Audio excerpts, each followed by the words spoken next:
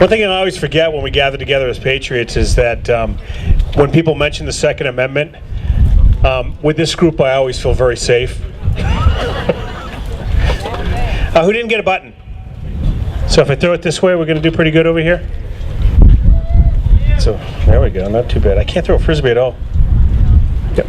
Don't forget, you can find out more about Dan, and Dan has some materials available that you can purchase over at his table. So please visit the tables. Don't run off right away. You know, the interesting thing about this is this. How many of you were born in this country? So you were born in this country, and when did you take your test to find out what a good American you would be? When did you do that? Anyone tell me? First time you voted? You didn't take a test, did you? You were granted this birthright. It's amazing, though. Don't you forget about it, don't you? You forget how precious a thing it is.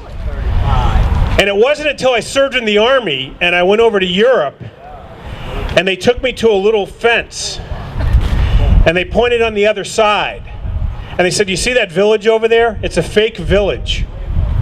People come and visit it and pretend like they're working, and prosperity and brand new cars, a bakery that looks open. It's a fake village, so the illusion would be passed on to us. Of course, we knew the difference. And it was there that I realized how precious our country was. And I realized I didn't take a test to get what I got. I was fortunate my relatives came here and established really my birthright. But think about those people who come to this country voluntarily, who come here to be Americans. Think about that. That's what our country is. People come here, leave other countries to be with us. And our next speaker is such a person. Irena Goddard lived in a communist country. She knows what it is to live in a fallacy that is an existence that is sad and unfortunate.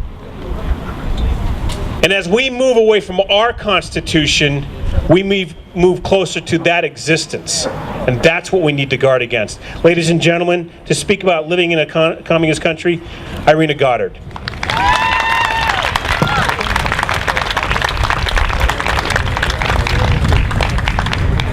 Good afternoon, American Patriots. My name is Irena Goddard, and I come to you today with a unique perspective and a serious warning. I came here today to motivate you to action. As you can tell from my accent, I was not born in the United States. I was born in communist Czechoslovakia. I lived in a little town called Ostrava, and I would like to share with you some of my experiences, some of my memories as when I went to school there.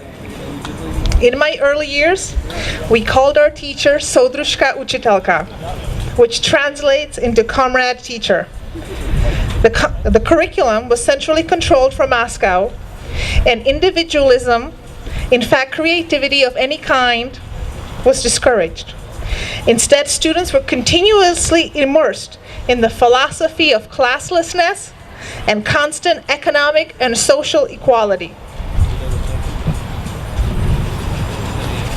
The Soviet Union did everything in its power to ensure that every child in Russia, Ukraine, Hungary, Romania, and the other satellite countries received equal and adequate services in education, healthcare, food, housing. Virtually all aspects of our lives were dictated by the powerful bureaucrats. We were told it's for the general good. We were told they knew best. But history has shown that when a government has absolute control over the people, there is nothing to prevent it from misusing and abusing its power. The oppressive communist government of the USSR secured the allegiance of its satellite countries by fear and intimidation. It was one of the things that caused the fall of the Soviet Union. Central planners in Moscow, the bureaucrats in power, could not plan everything. The system fell under its own weight. Overreaching government control in order to achieve economic and social equality simply does not work.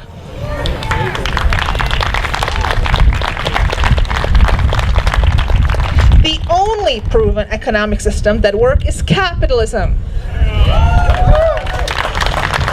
Never be ashamed of that word. Capitalism does not mean big corporations in bed with big government, as some would like us to believe. No, capitalism means free trade. Free trade means trade without coercion. Free trade means government keeps out of the way and lets individuals make choices. Free trade means if you work hard and others appreciate your work, you get to keep the fruits of your labor. And then you decide how you want to spend it.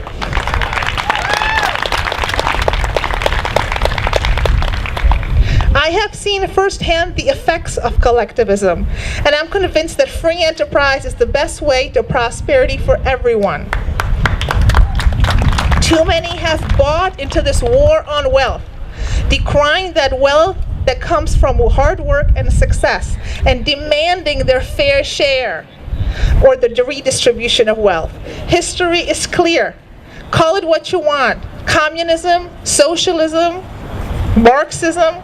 It is all collectivism that stifles creativity, innovation, and ambition and lowers the standard of living for everyone.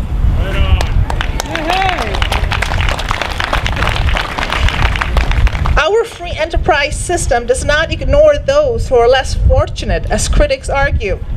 Free trade means that the economically disadvantaged can be cared for with true charity, the kind of charity that comes from willing people who care, by people who choose to give their time and their money, whether because of faith, their feeling of responsibility in their communities, or the simple desire to help their fellow man. It is not charity when a taxman threatens to steal your home and throw you in prison if you fail to pay for it. When government tries to be charitable, the only tools it has are taxes and jails. If you expect to find charity in government, try asking the IRS to excuse your tax liability because you lost your job. And if the government were to gain even more control over our lives through broader regulations, we would not find them any more charitable or caring about the needs of the individual. We are at the crossroads in history of the United States. All of us, Republicans, Independents, Democrats, need to clearly understand what is at stake here.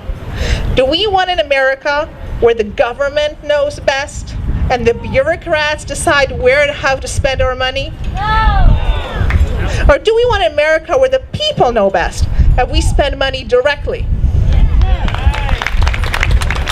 Bureaucrats and politicians have dumbed down this ideological crossroad agenda, hoping that people do not notice what they're trying to do, as clearly there's a big push for big government.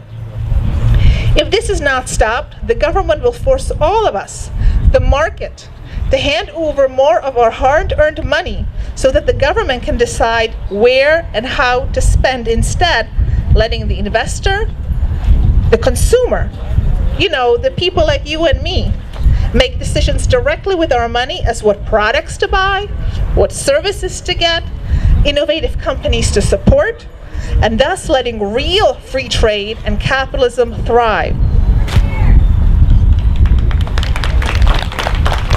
Let's be clear with the consequences of big government. It is reckless spending. It is intrusion into private businesses, our healthcare and education system. It has disregard for the United States Constitution. We are witnessing the erosion of freedom and slide toward collectivism. Just last week, there was a report that in New Hampshire, approximately 70% of our schools are in need of improvement. If you want to fix the schools, get the government out of education. Just like it should get out of healthcare, the automotive industry, the banking industry, and out of every other business. When President Reagan called the former USSR an evil empire, he was not exaggerating. Some may think I am making preposterous comparison, but I ask you, have you ever lived in a communist country? Well, I have. And I'm not overstating when I say we are directly becoming a communist nation. American patriots, make this rally not the end, but the start of your activism. Get involved now while there's still time. On the local level, participate in groups like the Coalition of New Hampshire Taxpayers and the New Hampshire Liberty Alliance. Get to know your candidates. Ask hard questions. Go to your town and school board meetings. Talk to your neighbors. Spread the word. And help pro-liberty candidates get elected this November. And do not let it stop there. Ensure that your elected officials will not only slow down the slide to collectivism, but will reverse it. It is time to take back our freedoms. Thank you.